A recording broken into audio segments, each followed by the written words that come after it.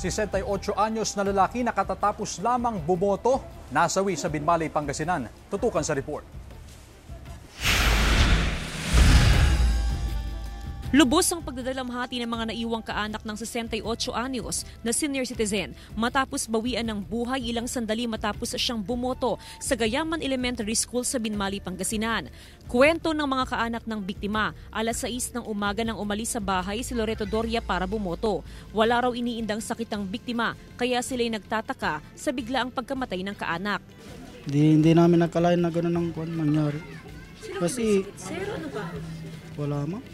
Kung may sakit sila, di sabihin nila sa amin. 6:15 a.m. nang dumating siya sa polling precinct. Pagkatapos bumoto, pauwi na ang biktima ng matumba at mabagok ang ulo, ilang metro ang layo mula sa gate ng voting center. Nag-monitor ako doon sa mga polling precinct. Tapos mayroon na ako nakitang nakabulagta na lalaki. Hinihintay ng mga kaanak ang death certificate ng biktima para malaman kung ano ang sanhi ng kanyang pagkasawi.